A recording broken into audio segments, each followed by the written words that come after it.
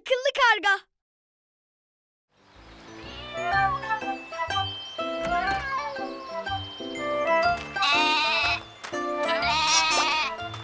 Tatlı kediler, çok susadınız değil mi? Doya doya için şimdi.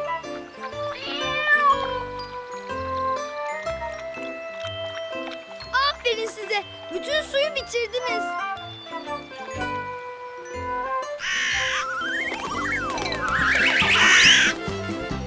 Aa, karga su kabını aldı. Niye böyle yaptı ki? Kabın içinde su da yok. Seni yapacaksın karga seni. Yine neyin peşindesin? Tospik, keçi hazırlanın. Kargayı izlemeye gidiyoruz.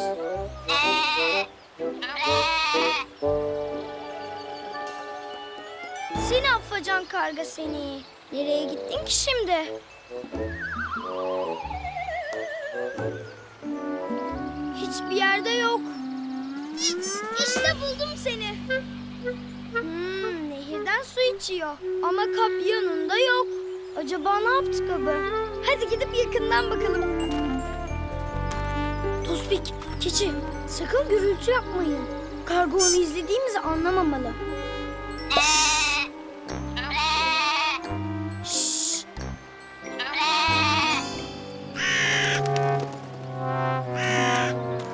Kaçtı. Ah keçi, gördün mü? Keşke biraz daha sessiz olsaydın. Kim bilir nereye gitti? Üzülme keçi. Vazgeçmek yok. Karganın sırrını mutlaka çözeceğiz.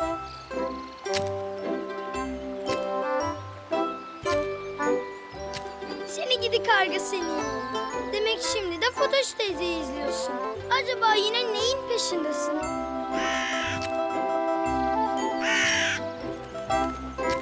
Yünleri aldı. Ne yapacak ki yünleri? Şşş, keçi sessiz ol. Karga onu takip ettiğimizi anlamasın.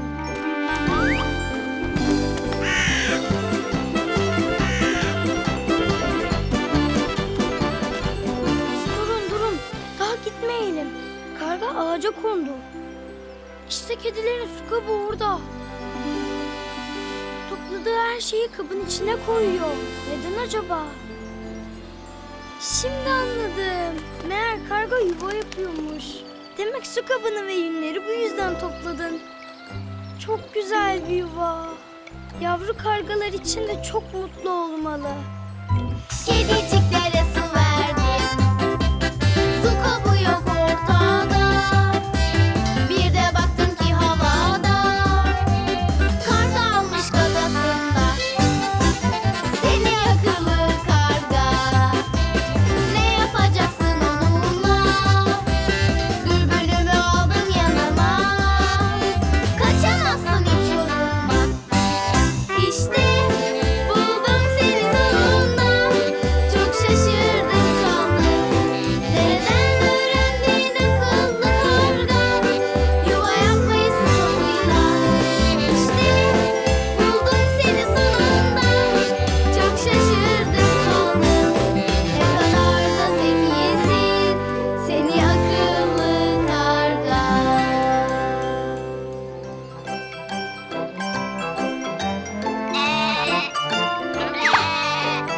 Şşş, keçi, sessiz ol. Aa, karga yok. Nereye gitti acaba? Ay! Tospik, keçi, kaçın. Karga bizi yakaladı. Karga dur. Biz kötü bir şey yapmadık. Sadece su kabını ne yaptın diye merak etmiştik. Karga dur. Bak sana ne vereceğim.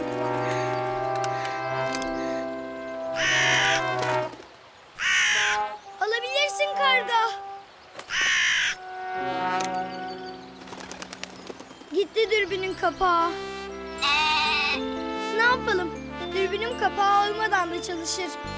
Hadi Tospiş'im, gel oyun oynayalım. Acaba dürbün kapağıyla ne yapacak? Bence yavrularına özel bir masa yapacak. Bu karga gerçekten çok akıllı.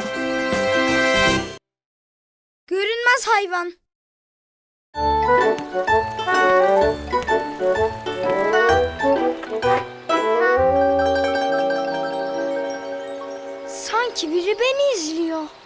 Orada bir çift göz vardı. Sen de gördün mü Tospik?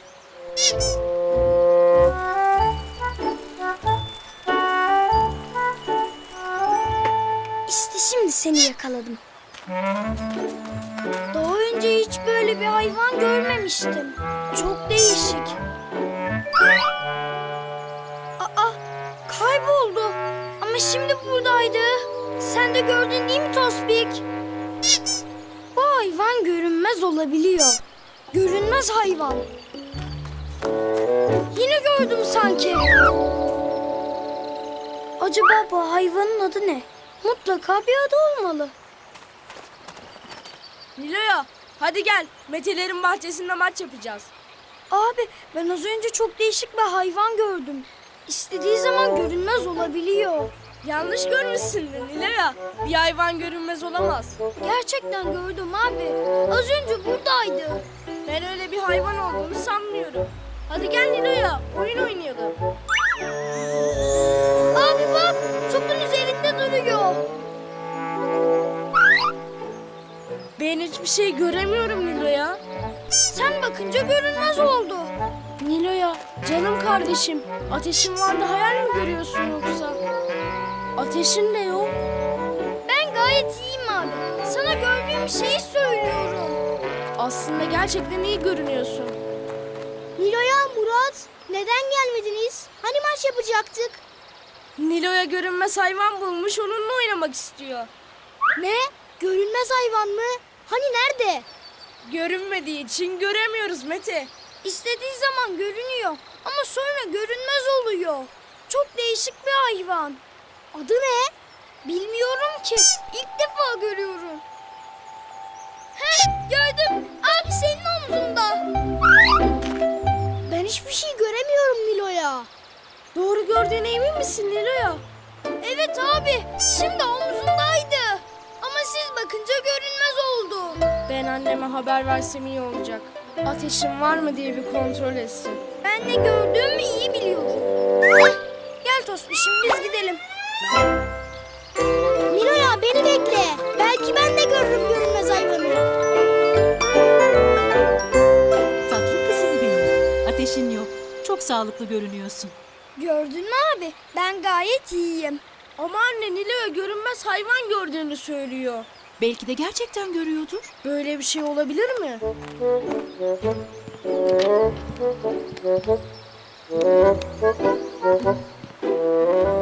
Anlamanın bir yolu var. Bununla hayvanın fotoğrafını çekmek. Görünmez hayvanın fotoğrafını çekeceğim. Bir hayvan gördüm bahçede. Koşun gelin çabuk abi Mete. Gelin bakın ne kadar değişik. Aa yok. İşte şimdi yine orada. Bana bakıyor tam karşımda. Abimle Mete gelince yanıma. Aa yok. Hem bana bakıyor oradan sonra yok oluyor ortada. Ne görüyorum ne göremiyorum. Şimdi yine yok bu nasıl hayvan. Hem bana bakıyor oradan sonra yok oluyor ortada. Bir görüyorum bir göremiyorum. Şimdi yine yok bu nasıl hayvan. Canım kızım, niye üzgünsün böyle? Bugün görünmez hayvan gördüm baba.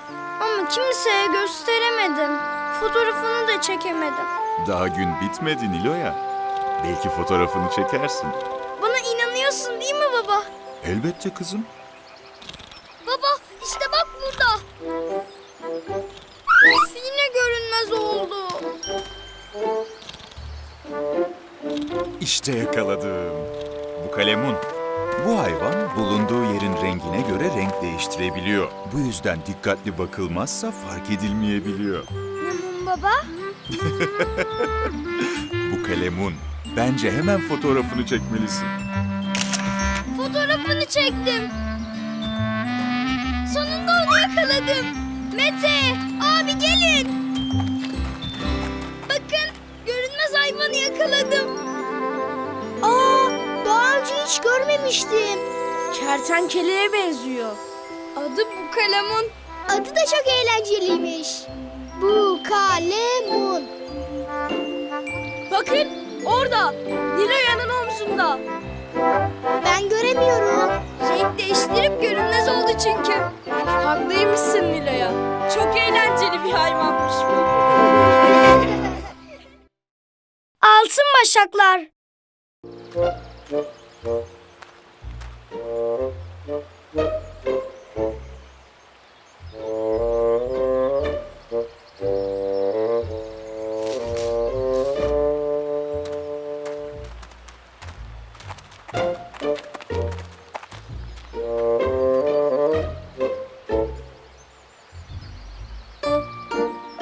Oyuncak hazinesini buldum. Nerede? İşte burada. Bu deliğin içinde. Bakalım ne varmış burada.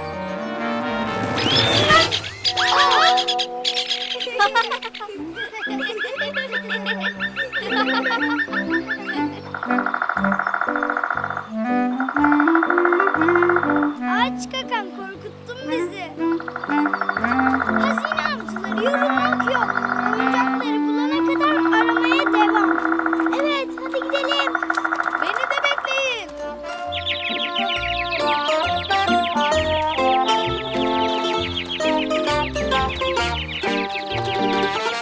Kuşlar ne güzel ötüyor. Ne o Nilo'ya? Oyuncak hazinesini aramaktan vazgeçtin galiba. Vazgeçmedim abi. Görürsün bak, bulacağım.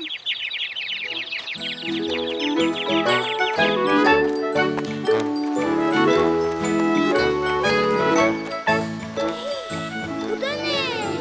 Ne olur Nilo'ya? Nasıl bir yer burası? Daha önce hiç görmemiştim. Işıl ışıl, çok güzel görünüyor. Altın gibi. Hazineyi bulduk. Belki oyuncak da vardır. Hemen gidip bakalım.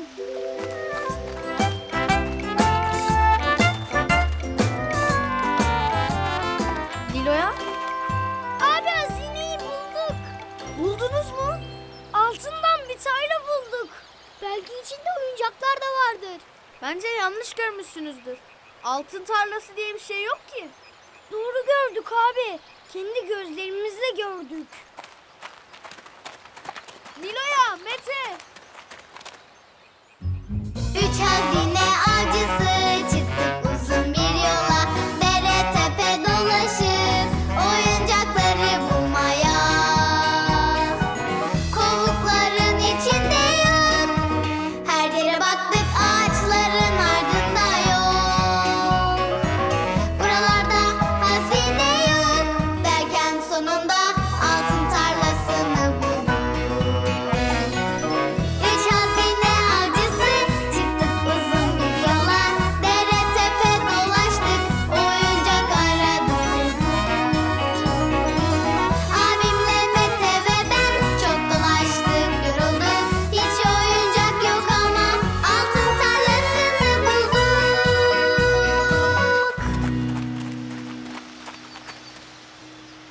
Çok değişik bir tarla. Sapsarı. Bakın, babamlar. Nilo'ya, hazinemize zarar veriyorlar. Koş koş. Baba! Hasan amca!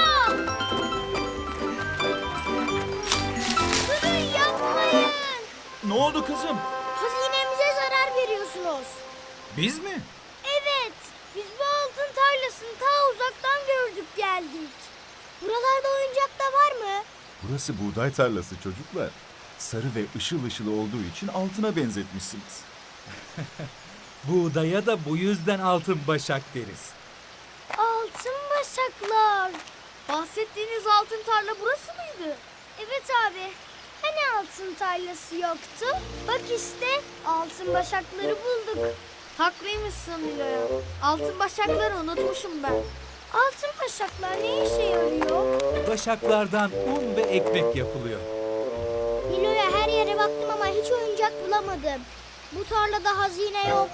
Bulduk Mete, bulduk. Altın başaklar bir hazine. Bunlardan ekmek yapılıyor. Ben de karnım neden acıktı diyordum. Meğer ekmek kokusunu almışım.